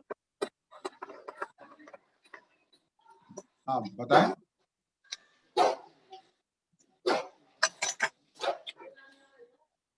विनय जी अभी प्रश्न बना ही रहे हैं कि बन चुका क्या सामने? सर अभी प्रश्न बन रहा है सर। बहुत बहुत धन्यवाद आलोक गुप्ता सर। मैं डॉक्टर अरे साहिल शाही जी, ग्लोबल से। प्रणाम आपको, बहुत बहुत प्रणाम। आप सर आज मैंने इस मैसेज को सबको पर्सनली भेजा है, सारे डॉक्टर को गोरखपुर के, और जी। कोशिश किया है और बहुत ही सफल रहा। मैं छवि मैम और प्रवीण जी को बहुत बहुत धन्यवाद देता हूँ कि सर मैंने आज कुछ चीजें सीखी हैं। जैसे हम देखते हैं अस्पताल स्टाफ कई बार उंगली पर प्रिक करके स्क्वीज करके ब्लड निकालता है, जी और कितना जी डांटो जी, बीच से हमेशा निकालता है। कुछ ऐसी गलतियां करते हैं स्टाफ की। आज हमारे काफी स्टाफ से मैंने हाल में टीवी लगा रखा था, सब लोग सुन रहे थे, ये नई नई चीजें ऐसी चीजें सीखे, सब बहुत प्रसन्नचित थे, सब खुश थे। सर एक छोटा सा क्वेश्चन है, कई बार हम लोग सर्जन हैं, रात में परफोरेशन आ जाता है, गनशॉट आ जाता है, इमरजेंसी आ जाती है, जिसमें किसी पेशेंट का blood sugar glucometer high high show करता है और लब से ब्लड बैंक से 600-700 आता है, तो उसको सर हम लोग कैसे कंट्रोल करें? हमको 1 घंटे में सर्जरी करना, आधे घंटे में सर्जरी करना, ब्लड शुगर। आपने एक जो प्रश्न सामने रखा कि रोगी इमरजेंसी में आया है, आपने ग्लूकोमीटर से किया, उसने हाई दिखाया, लैब से 600, 650, 700 आया। Yes sir. दोनों ही रिपोर्ट में कोई विरोधाभास नहीं है। हर ग्लूकोमीटर में एक रेंज होता है कि मिनिमम यहां तक बताएगा और मैक्सिमम यहां तक बताएगा। वो रेंज अमूमन 25 से 30 मिलीग्राम लोअर रेंज होता है और 550 से 600, 650 तक अपर रेंज होता है। हर ग्लूकोमीटर का थोड़ा अपना अलग अलग रेंज होता है, वो उसके लगभग 500 लगभग में लेकिन अगर हाई बता रहा है तो हाई का मतलब आप ये मान के चलें कि 500, 550 से ऊपर ही है। अब वो 600 भी हो सकता है, 700 भी हो सकता है। अगर उसने हाई दिखाया और लैब से आपका 650 आया तो दोनों में कोई विरोधाभास नहीं है। अब रही दूसरी बात की इमरजेंसी में आया है, 650 शुगर लेके आया है और आपको इमरजेंसी सर्जरी करनी है, तो इमरजेंसी, फिर वहां आप ग्लाइसेमिक कंट्रोल करके उसके बाद ऑपरेट करेंगे, उतना आपके पास वक्त नहीं है।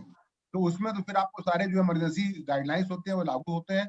आपको उसको इंसुलिन इन्फ्यूजन पंप पे लेना पड़ेगा, ग्लूकोज के हिसाब से उसका जो इंसुलिन का इन्फ्यूजन का रेट होगा वो आपको तय करना पड़ेगा, और उसके बाद आप उसको ऑपरेट करेंगे और बाद में भी आप उसी हिसाब से आप उसको मैनेज करेंगे। मैं यहाँ पर चाहूंगा कि डॉक्टर अभिजीत गुप्ता भी अगर अपना कोई विचार रखें इस बारे में। सर एक क्वेश्चन और रह गया मेरा सर। आलोक एक क्वेश्चन सर, एक हमारा पेशेंट था, उसका भट्ठा चलता था और आता था, इंसुलिन लेकर जाता था और उस मरीज का शुगर कंट्रोल नहीं होता था जी। तो बाद में हिस्ट्री लिए गए, बदल वो स्कूटर में ले जाता था इंसुलिन रख के और भट्टे के बाद स्कूटर खड़ा कर देता था जी।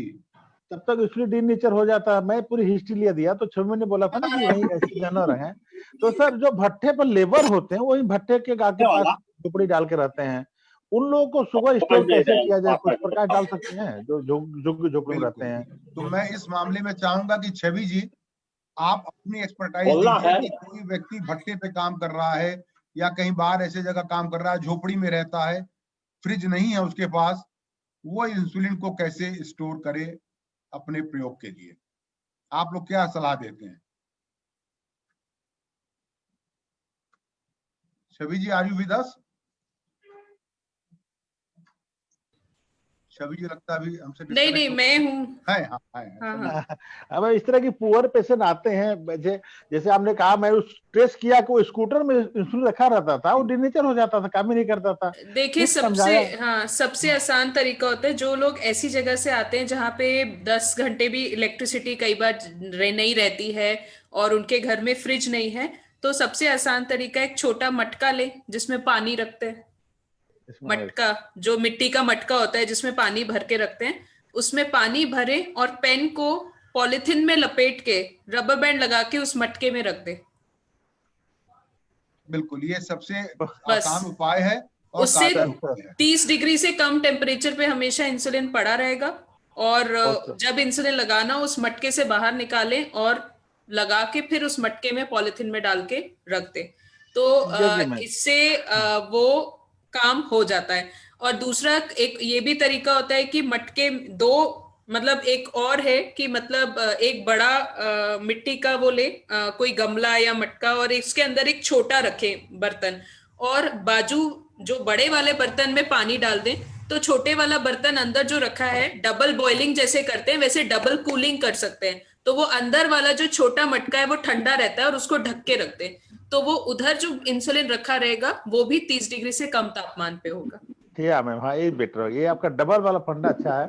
सिंगल फंडा तो डॉक्टर आलोक गुप्ता बताए थे हमसे, और किसी मिश्रा बात से चर्चा किया था, गोरखपुर के 2 अच्छे डॉक्टर हमारे सीनियर हैं, तो मटका में ही हम उसको रखने की दवाई दिए थे उसको। हाँ। लेकिन डबल मटका के आइडिया में आज पहली बार सुना हूँ, बहुत बहुत धन्यवाद इसके लिए। डबल मुझे लगता करके है भी रख हाँ, सकते हैं और सिंगल करके भी रख सकते हैं, वही एक तरीका है जिससे इंसुलिन रखी जा ओके, सकती है और ओके। उससे टेम्परेचर मेंटेन रखता है। और ऐसे लोगों को ये जरूर सलाह देते हैं बहुत सारी इंसुलिन खरीद के ना रखें, क्योंकि हाँ अगर नहीं, वो उन्हें रेगुलर हाँ लंबा होता है तो अगर उन्हें एक बार में ढेर सारी इंसुलिन खरीद लिए तो उसको रखते, उसको जब तक वो दूसरी शीशी की बारी आएगी तब तक वो उतना असर नहीं करेगी। खराब हो जाता है। सही, ठीक ठीक ठीक। दूसरा एक जो बहुत ही, ये तो यह हमारे यहाँ तो ये गर्मी की समस्या है, पहाड़ों पे जहाँ जाड़े में नलों में बर्फ जम जाता है, नलों में पानी जम जाता है, वहां तो फ्रिज की भी जरूरत नहीं है। वहां फ्रिज की दिक्कत भी ये आती है कि इंसुलिन रूम टेम्परेचर पर भी जम जाता है। जम जाता है। वहां समस्या एकदम दूसरी होती है कि आपने कमरे में इंसुलिन रखा, वो जम गया। तो वहां पर एक डॉक्टर है शिमला के, उन्होंने एक अपना एक पेपर प्रस्तुत किया था, बहुत ही रोचक उनका पेपर था। उन्होंने उसके लिए क्या उपाय निकाला कि उन्होंने जो डायबिटिक पेशेंट्स थे उनको जैकेट बनवाया, और जैकेट के अंदर उसमें पाउचेस बनवाए जिसमें कि वो इंसुलिन रख सकते हैं। और जाड़े भर उन्होंने कहा कि सबसे अंदर सबसे पहले इस जैकेट को पहने आप, जिसमें आपके जो स्टोर इंसुलिन है और जो इंसुलिन लगाते हैं उसके अंदर रखा रहे, और जैकेट को आप हमेशा पहने रहें, तो बॉडी टेम्परेचर से वो इंसुलिन खराब नहीं होगा। And it worked very well without any extra cost. तो इस तरह की चीजें हम लोग को देखने को मिलती है। और किसी का कोई प्रश्न है? Doctor Abhijit, are you with us? आपको मेरी आवाज मिल रही है? तो आप अपने कुछ कमेंट्स रखना चाहें तो आमंत्रित हैं आप। बस सब छवि मैम की वीडियो शेयर कर दीजिएगा, उस स्टाफ के लिए बड़ा फायदा होता है, इंसुलिन कैसे लगता है, क्या होता है। फेसबुक लाइव चल रहा है शाही जी, आप फेसबुक लाइव का लिंक आपको मैं भेज दूंगा, आप वो सबको शेयर कर दीजिएगा, वो कभी भी देख सकते हैं। Sir thank you sir, thank you. Doctor Abhijit, लगता है उन तक आवाज नहीं पहुंच रही है। और किसी का कोई प्रश्न? सर इतना अच्छा समझा दिया गया कि प्रश्न किसी के पास नहीं था।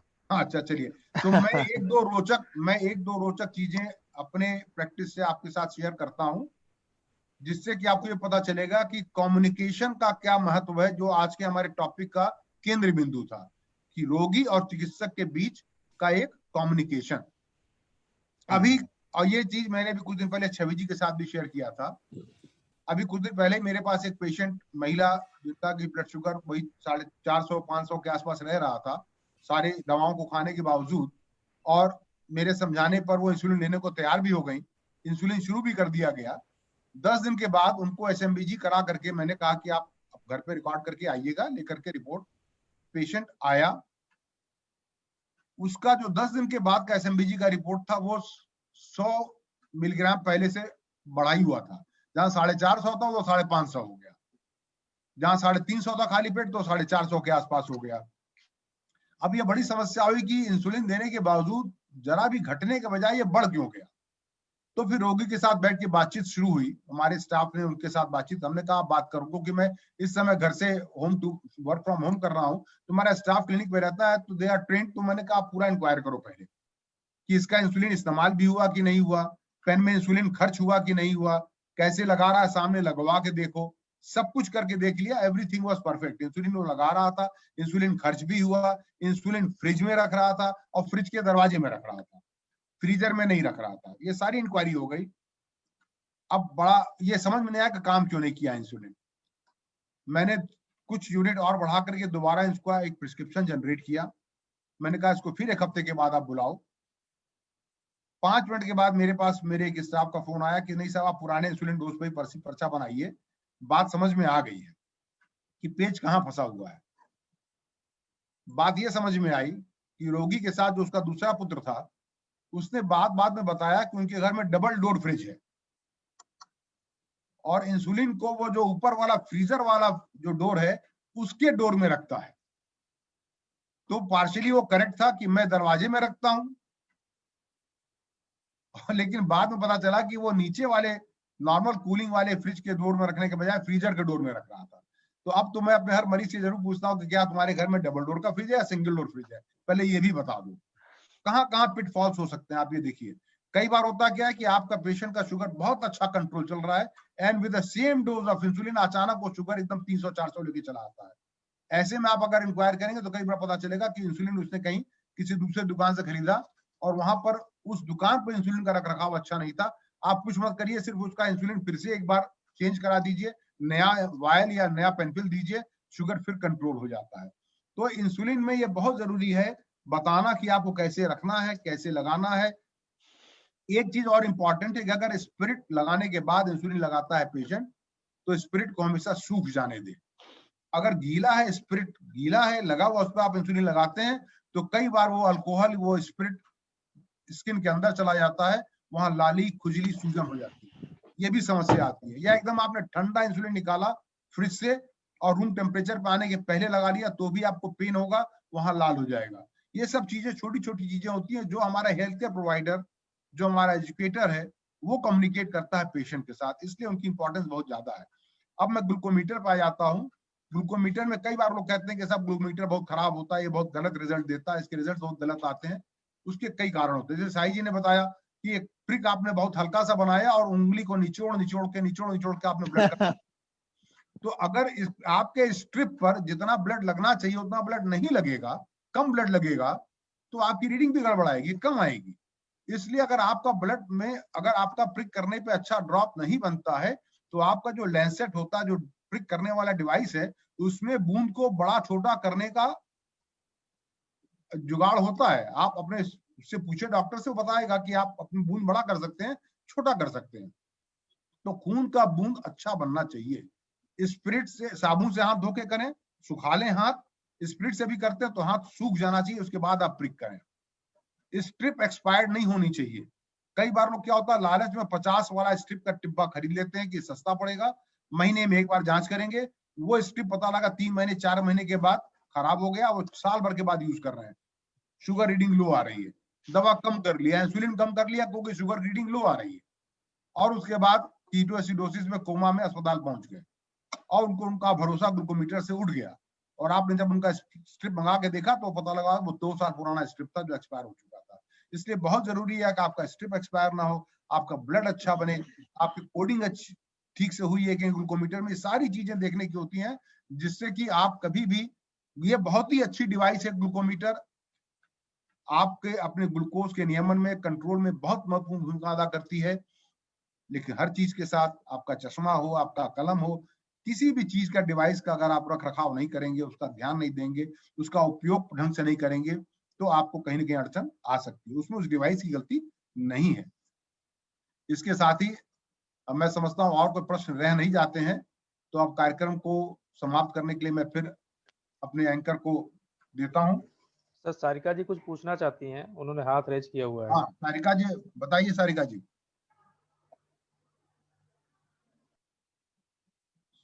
सारिका आप अनम्यूट करके अपने आप को बताएं।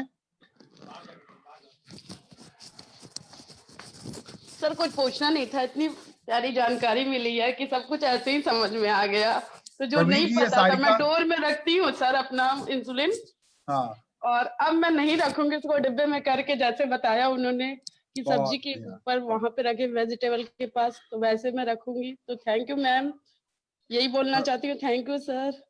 प्रवीण जी, सारिका, छवि जी, सारिका और प्रज्ञा जो जिन्होंने सरस्वती वंदना और गणेश वंदना प्रस्तुत किया थे, दोनों हमारे क्लब की बहुत एसेट हैं। They both are type 1 diabetics और पिछले मैं समझता हूँ 10 साल से ऊपर हो गए, 12 साल से करीब हो गए, 16-17 साल हो गए मुझे तो। 16-17 साल हो गए। छोटी छोटी बच्चियां। और मैं दोनों टाइम एक्सरसाइज करती हूँ, पावर योगा भी करती हूँ सर, मैं मॉर्निंग वॉक भी करती हूँ, प्लस योगा सिखाती भी हूँ। थैंक यू, बहुत प्रसन्न हो लग रहा है। प्रज्ञा, आप कुछ कमेंट करना चाहोगी? मुझे भी अच्छा लग रहा है, मैं बहुत मिस कर रही हूँ कि हम लोग सब लोग इकट्ठा होते थे, इसी बहाने मिलने को मिलता था। सर मेरा मानना है कि अगर टाइप 1 डायबिटिक होना या कुछ भी ये मैटर नहीं करता है, अगर आप अपने आप को थोड़ा सा अपनी रूटीन को चेंज कर लें। एंड सबसे अच्छी चीज ये है कि हम लोगों में, चाहे हम हो, चाहे सारिका दीदी हो, या हम लोगों के एल्डर्स भी हो जो टाइप 2 डायबिटिक हैं, सब कहीं ना कहीं स्पोर्ट्स पर्सन है ही। हर वे में कोई ना कोई मिल जाएगा। किसी को स्विमिंग पसंद है, किसी को साइकिलिंग पसंद है, जैसे हमें बैडमिंटन पसंद है। तो हम लोग धीरे धीरे उस वे में जा रहे हैं कि कल को ऐसा होगा कि हम लोगों के एसोसिएशन से लोग निकलेंगे और ये लोग नहीं जान पाएंगे कि ये लोग डायबिटिक हैं। क्या बात कही तुमने, क्या बात कही है, बहुत बढ़िया। सर अभी भी लोग देखते हैं तो नहीं कहते हैं कि हम लोग डायबिटिक हैं। हाँ, जाहिर सी बात है, अगर किसी को ये पता चलता है, मेरे कॉलेज में मेरे प्रोफेसर्स को केवल पता था कि हमें डायबिटिक है, आई एम डायबिटिक, अदरवाइज अगर किसी को पता चलता है तो वो शॉक में चला जाता है कि सच में, देखने से तो नहीं लगता है यार। आप किस क्लास में थी प्रज्ञा जब आपने जब आप डायबिटिक हुई? तो probably you are in 4th or 5th? हम क्लास 4th में थे। Class 4th? हाँ, हम तो क्लास 4th में थे और जुलाई 2005 में मैं याद है कि हमें हुआ था। अब आप एमए कंप्लीट हो गया। एमए कंप्लीट हो गया।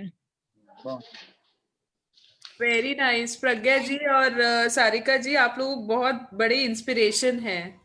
और मतलब इवन मैं तो यही कहती हूँ सबको कि कोई क्या सोच रहा है उससे फर्क पड़ना भी नहीं चाहिए, वो मैटर ही नहीं करता है। हम क्या सोच रहे हैं वो मैटर करता है हमारे लिए। अगर हम लोग क्या सोच रहे हैं इसको अहमियत देने लगेंगे तो हम अपने आप को खो देंगे कहीं, क्योंकि लोगों के नजरिए से कुछ भी मैटर नहीं करता। हर किसी का नजरिया उसकी अपनी नॉलेज पे डिपेंड करता है, तो नजरिया सिर्फ हमारे लिए हमारा मैटर करना चाहिए।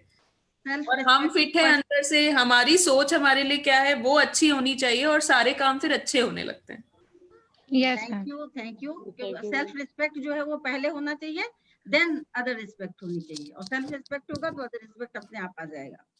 तो इस तरह से बहुत ही अच्छी जानकारी, उपयोगी जानकारी। और मैं वेदानंद जी को, प्रदीप जी, विनय जी, धर्मेंद्र जी, आलोक जी, डॉक्टर अभिलाषा, डॉक्टर अभिजीत गुप्ता जो कि इस समय हीरानंदानी हॉस्पिटल बॉम्बे में कार्यरत हैं, डॉक्टर आलोक कुमार गुप्ता जी जो कि चिकित्सकीय सलाहकार हैं और कई प्रेरणास्रोत हैं। मैं आप सब लोगों के जज्बे को सलाम करती हूँ कि आप लोगों ने डायबिटीज सेल्फ केयर एसोसिएशन जैसी संस्था को बनाया और लोगों को जागरूक करने का कार्य कर रहे हैं।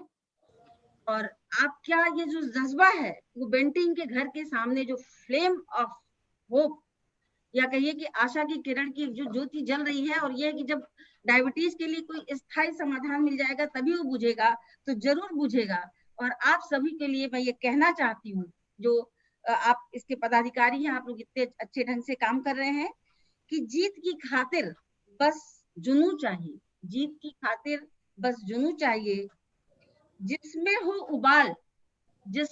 उबाल ऐसा लहू चाहिए, ये आसमां भी आ जाएगा जमीन पर, ये आसमां भी आ जाएगा जमीन पर, बस इरादों में जीत की गूंज चाहिए।